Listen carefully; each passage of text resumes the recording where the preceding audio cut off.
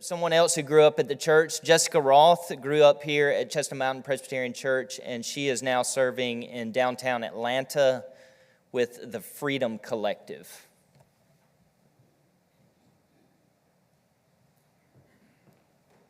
Hi, thanks for having me. Mission Conference Week is one of my favorites of the year. I love it. Love getting to be with all of you here at my home church as well. So I am with the Freedom Collective. Last year when I spoke, I was with Out of Darkness. So there has been a transition. I was with Out of Darkness for 9 years. And then in July left there. And then in August, we started the Freedom Collective doing the same thing, but just making sure we stay founded in the gospel. So our mission is to glorify God by bringing hope to victims of sex trafficking, empowering them to live free, and ultimately abolishing sex trafficking. And we do that by being a bridge for women as soon as they're ready to make the choice to leave the life of exploitation. We want to be able to be there for them and help them get to safety right away, and then ultimately transition to long-term programs that can help them with trauma-informed therapy, education training, job training. Those programs usually last a year or two, but we want to be like right there on the front line, meeting them where they're at, and then helping them make that transition. So we do that through outreach. Every Friday night, we go to areas of Atlanta that are known for exploitation, pass out roses and handwritten cards. Some of you have written some, so thank you. If you see my table, you can write a card that we will hand out on Fridays. Just giving them our hotline number, letting the women know that they are loved, that they are worthy, and if they need help, they can give us a call. We also do outreach in local jails to women that I've identified as being trafficked or exploited. We'll mentor them through their process there, and then upon release, help them get to safety and hopefully transformation. We also run a 24-hour hotline, which since our hotline went live on September 4th, and we've had almost 800 calls. So it has been busy. And out of those 800 calls, we run a hotline, then we send response teams to go pick up a woman if she does choose to leave the life, and then take her to a safe place.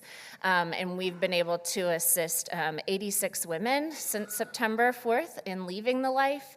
And because of a new partnership that we have with City of Refuge in Atlanta, we're using part of their property for our safe housing, and they have the licensing to have kids on property, which we didn't used to have. So that's been amazing. We've been able to have some moms out of those 86 women, 11 of them were moms that were able to bring their kids with them. So 16 kids have come through the house, which is really special. A few weeks ago, I was able to pick up one of those moms from the airport, and it was just really impactful to hear her story. Her husband is in law enforcement in a different state, and she has been exploited her whole marriage. He would sell pornographic pictures and videos of her online, and she just thought that was life.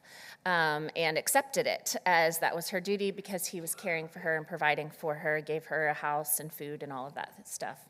It wasn't until she found pictures, sexually explicit pictures of her 2-year-old on his phone that he had begun to sell, that she finally got the courage to call for help. So she left, couldn't go to law enforcement because he is in law enforcement in their town, ran away to a homeless shelter, found our number through some various connections, and was able to come. So when my response team member and I picked her up, she said, "This is the safest that I have felt in I don't know how long."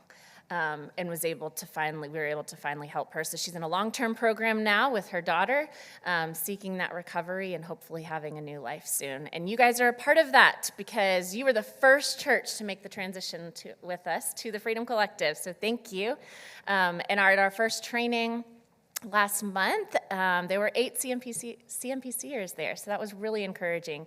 I'm always so encouraged by you guys and what you do to encourage me and serve the ladies that we meet on the street. You guys are really making an impact in each and every life. So prayer requests are funding.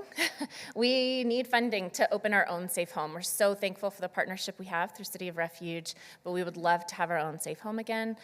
We need funding for a van that we can use on our Princess Night outreach every Friday. We're just using personal vehicles and trying to make it work. And so we'll need that. And then also just prayer for each of the ladies, that more women would be able to get our number, that more women would seek that hope and freedom, and that we would have more opportunities to just share the gospel with the least of these. So thank you.